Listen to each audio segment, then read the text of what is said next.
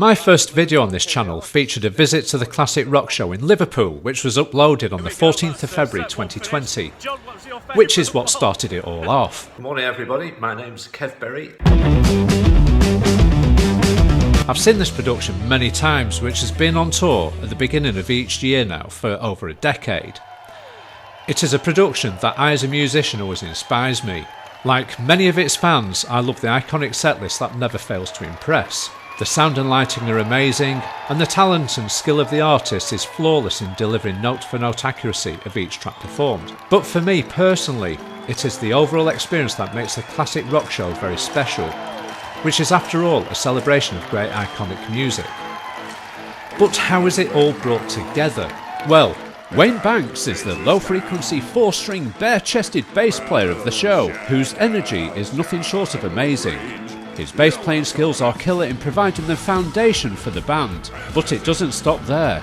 He's also a great vocalist in his own right, having taken lead roles in White Room and other great iconic tracks. Ladies and gentlemen, Wayne Banks! Wayne Banks, you are the powerhouse with Tim Brown to do with the Classic Rock Show that's touring the UK at the minute.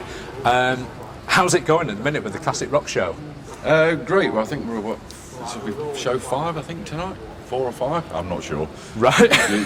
You get on the bus and then the teacher's in charge, so you know it's like being a school trip. So right. I don't know where I'm going and what I'm doing. So get on the bus. So you just rock up and play some great tunes, which you've always done. And yeah. So in terms of the Classic Rock Show, how many years have you been doing it now for? I think 2015 was my first year. Right, with you. Yeah. Okay. So have you done it continuously between then and now, or have you had any breaks? Or? No, I've done it continuously since then, since I started. So and there's been quite a few different lineups, but they've all been good, to be honest. Yeah. They're all slightly different, and they've tailored the set towards whoever's been in the band, kind of thing, in their strengths or whatever. Brilliant. Okay, so yes, you've been here since like 2015, and you've seen, like say, different artists coming and going. So there's obviously a turnover of sort of musicians coming in. I would imagine in the kind of world that we're in terms of being a performer, other commitments turn up, you take that, yeah, and then people have got to sort of backfill those vacancies, like in the Classic Rock Show. So Tim Brown, drummer, I believe is a friend of yours. You know him well. Yeah, we worked together on with Key Marcello, who used to be the Europe guitarist, and we worked together on Persian Risk, which is an old kind of new wave of British heavy metal band, and various other things, and even a wedding band together we work with sometimes. So I've known him a long time. Yeah, brilliant. In fact, the first incarnation of the Classic Rock Show around about 2015. It had Howie Jarrett in it and Carl Sentence, and it was actually Carl Sentence I met the first time. And and then meeting those two, that's how I got involved in this. And when I first met Carl, Tim was the drummer. That's when I first met Tim. Right. But we had a different drummer up till then, Carl. But his work situation changed, like it does in a lot of people. So he couldn't do it anymore, and then they needed a drummer, and I suggested Tim. Right. And he came in, and it was great. Yeah. So, you know. Oh, right, so it works well. So you've got that natural kind of bond, so you've worked together in the past, because we all sort of know in the guitar world, or should I say the band world, it's key that kick drums, bass lines have to be synced, you know, to make it work. I've got hat head, by the way, been outside, I've got hat head. You've got hat head. I'm really ready for this. I've not doled myself up or anything. Just going to say, what shampoo do you use? Well, not obviously. I need to ask Jesse Smith that as well. What shampoo do you use? You know, so. That's a whole interview in itself.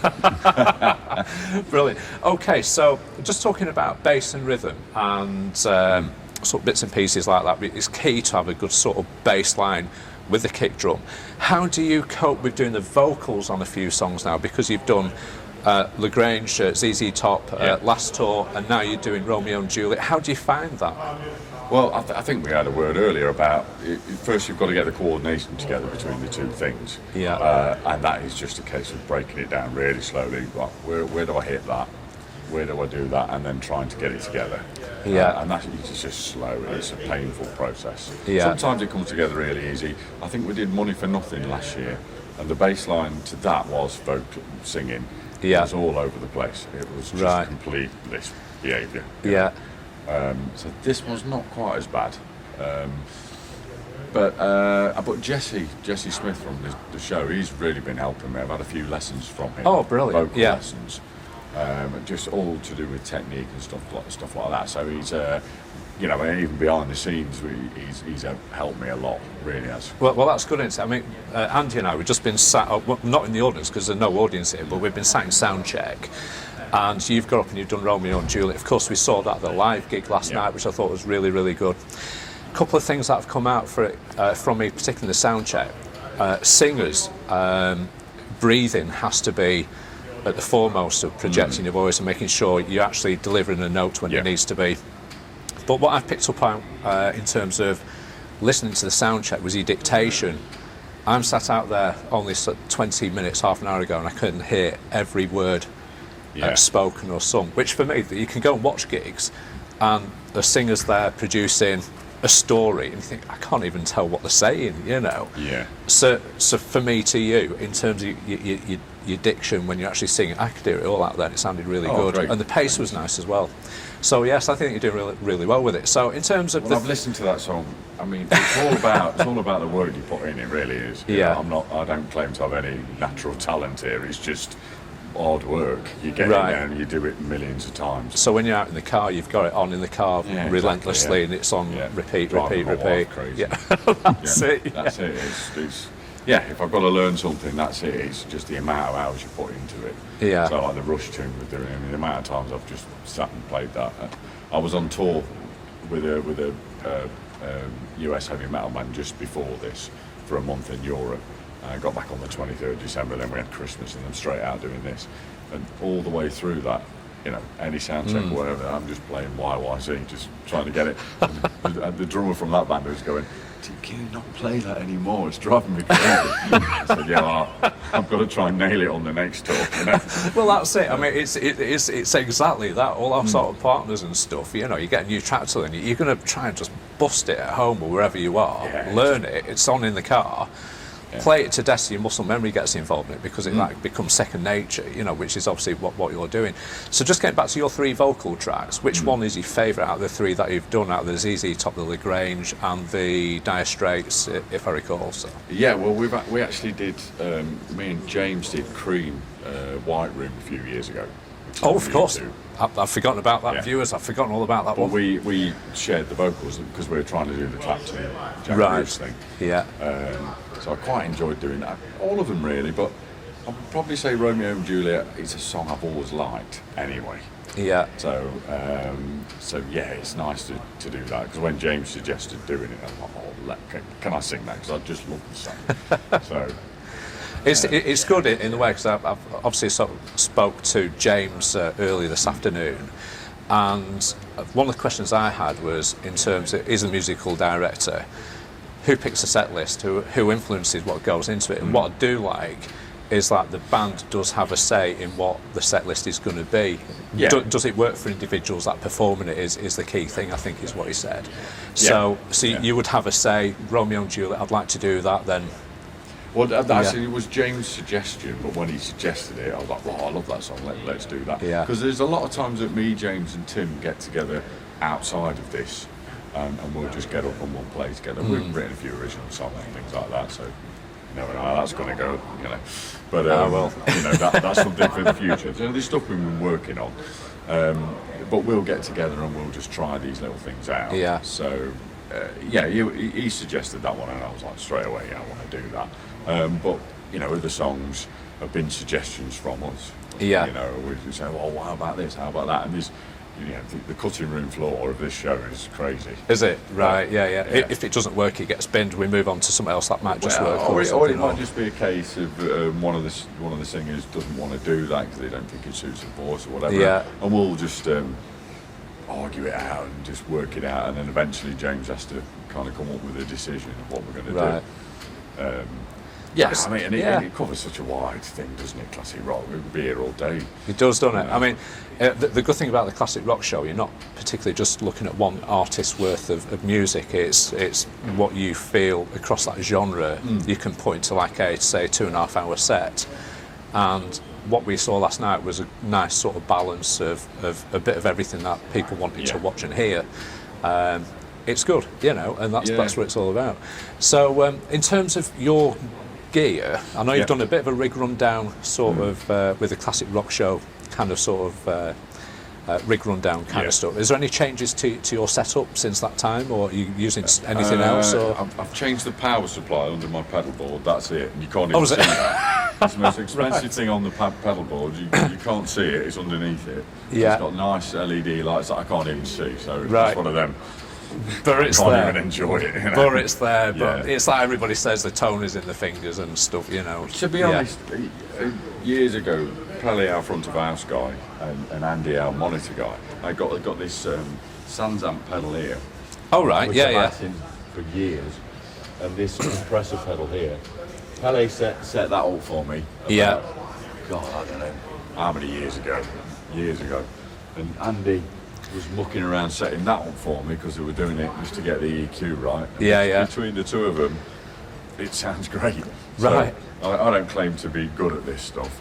So they set it up, and I've used that for years. I mean, this last year I recorded about 5 albums for different artists. Right. Just using that gear. It's all out. Wow. It's a testament, isn't it? It's more or less, the EQ is more or less flat. Yeah. And it sends you like a nice balanced signal of that. Yeah. And that's it really. So the older I've got, the more simple everything's got. I think that's, I'm getting a bit of a flavour with that at the minute. James Cole has done the same. He's got less guitars, less effects, so he can concentrate on delivering the music rather than worrying about kit and stuff. It sounds like you're the same, which isn't a bad place. Well, I've been playing the same bass since I was 18. I've got a P bass, which I bought when I was 18, and luckily this year I've managed to do the whole show on one bass. I mean, I've got the old jazz bass there as a backup in case anything goes wrong, but you know, I've got a whole room full of basses back home, but I try and keep it on that one bass if I can. Right. It's like familiar territory, isn't it? You know, you're at home with it, comfortable, you know, so it's your go-to. You don't have to think about it, just your hands automatically go there. So. Excellent. And then you just concentrate on playing your songs. And I love the sound of it. There's nothing, to me, it works with every song. Yeah. How's it going in terms of the tour schedule, work-life balance and stuff? You know, it seems like the tour started off and it's quite demanding. Have you got some time off coming up? I don't think we have. We've got a week, about 10 days off. Right. In about, I don't know, 3 weeks or something like that. Yeah. But I've got a lot to do anyway because I do a few other jobs, so I'm always busy. Always busy, so, which isn't a bad thing, is it? So what kind of stuff do you sort of fill in your other time around the Classic Rock Show with? Okay, well, I don't suppose you know, but years ago I used to play for Robin Gibb. I played for him. Yes. I was his bass player. Well, I had 2 little kids at that point who were now big kids. Yeah. And so you've always got to be bringing the money in. And so I learned how to drive a truck, an articulated lorry. Right. Yeah. And now I have a business teaching that. Oh, so when right. I'm not on tour, I teach people how to drive them. Right, for large goods vehicles, and you'll be going to all the tachographs and stuff for drivers' hours and all that stuff. Yeah. So, which is pretty good because I'm now really flexible. So last year I did 5 music tours. So I wasn't at home very much, but when I dropped in, so this week off I've got for the Classic Rock Show, I'm dropping straight back in to do that for a week. So I've got to oversee a few customers and whatever, and then back out again on the road. Back into it, yeah. So so that's what I do. And, right. And I'm always busy. So. It's certainly interesting, and this is what the people sort of, which is why I'm trying to sort of say to people, what's it like being a musician in terms of the modern day world? Is it hard? Is it difficult to make ends meet? You know, sort of balancing. I think it is a lot. It is. I think I feel like I've got over that hump in the last few years because I've always got a nice fallback, which I quite enjoy doing. Yeah. And it doesn't take up too much of my time because I'm in 2 original bands, one in Germany, one in America. And I own a little thing going with my brother and Tim. I'm touring with this, and I stood in for Rumours last year and did part of their tour. You've just reminded me actually, because you did. Etienne Gerard was, I think his wife was having a baby, had to take time out, some paternity leave, and you stepped in. How did you find that, sort of adjusting from the heavy rock stuff that you sort of normally aspire to? Great, like I say, I played played disco for 10 years with the Bee Gees. Right. So, I'll play whatever. Brilliant. And I like all kinds of music, so it was great. And yes, I know everybody knows Fleetwood Mac tunes are great, and I know all that bands because they're all under the same umbrella. So yes, a lot of those band members do mix and match between this show and the other show. You've just hit a nail on the head with something I was going to mention, that there's a lot of migration between the Cold Music productions, sort of productions, if you will, like the Brit Floyd, the Life on Mars, the Classic Rock Show. I've done that before. You've done that as well. So if, say, for example, like Cold Music production said, well, we've got a little bit of a vacancy, can somebody backfill that? Wayne, can you do it? Is that something you would sort of jump at? Yeah, absolutely. Because it's more like a pool of musicians they have for their shows. And so, like Henry, our keyboard player, he stood in for Rumours in America. Of course, he did the stateside tour when Dave Goldberg was absent from that tour. Yeah, exactly. That's right, yeah. So yeah, I mean, for them, it's I'm sure a lot of companies do the same type of thing. You've got a pool of people you trust who know how to tour, and because that's not for everybody, living out of a bag and living out of a bus. I was going to say, it's completely alien environment to me. I've never done anything like what you've done. So how does the touring bit work in terms of like living out of a bag? I love it because I've done it since, I think my first tour started around about 1989. Right. When I was 19, so that's when I got in my first professional band. Yeah. A thrash metal band, so that was a fine line between sport and music, really. Right, with it. Sport and music. Yeah. But it was good. It was good for the old right-hand bass player technique. Yeah. You were just going at 100 mile an hour all the time. So, so that was good. But yes, I've always done it, and I love it. I actually love the bonk on the bus. So I'm like a little cubby old, it's like being back in the womb. So I was just going to say, in terms of everybody's confined, like in the bus, you've obviously gone through since like 1989, where perhaps you've naturally sort of gelled into that scenario, where perhaps others haven't, where perhaps it could be a little bit difficult, a little bit cabin fever kind of thing going on. Yeah, but most of the people who kind of survive doing that, the people who don't want to do it end up dropping off eventually. They won't do it, it's not for them. I understand it's courses for courses, isn't it? So, but I would say the group who were on this tour, they all like that, and it's fine. Tour buses are great. I mean, what you can see is myself and Andy, who's on the camera just in front of us there, we were sat just down at the front last night, and one thing that I was sort of conscious of is the vibe between band members, and you can see that natural vibe on stage last night. The sort of connection of people getting on and just enjoying the gig. Yeah, but it's always easier. It's always easier when you've got a bigger band. Yeah. Because I've done a lot of touring with 3-piece bands and 4-piece original bands, and that's harder because you're actually in each other's pockets all the time. Yeah. Whereas this is a lot easier because people will disperse. They'll and you kind of find your tour buddy, if you know what I mean. Right, and they'll be like Jesse and Rudy are really good mates, so they'll be off somewhere now, eating somewhere nice. Yeah. Me and Tim will go to Co-op because we're from the Midlands and we're tight, so we don't want to spend the money, but you find your people, Yeah. And then you'll get a day off, and some people will nip off home if they can. You can't do that if you're in Europe or something, but and then you'll get your own space anyway. So it's I find it bigger in a big band. Easier in a big band because you're not too on top of each other. Else to talk to, Yeah. No, that's good, isn't it? Like I say, it's horses for courses. If it doesn't suit you, the touring life, then like you said, they naturally drop off, and then other people will come in, and hopefully they will sort of, find it a little bit easier, and they are then in it for the long run, aren't they? For the long term, I suppose. So. Yeah, you just find that type of person who really likes to do it like I do. I absolutely love it. Excellent, yeah. Get it home and then I get itchy feet and I need to get touring again. Yeah, well, I was saying to the lad, I even find it difficult playing the same place 2 nights in a row, like we're doing now. Yeah. Because I kind of, you give it your all on the first night. Yeah. And then in my mind, I've done that show now and I need to go to the next show. Yes. And then you come back to the same place again, and I personally find that a bit, right, you've got to get back in as if it's that first night again, which is why I like to be forever moving on. Right, with you, yeah. Maybe that's just my head. You know? That's it.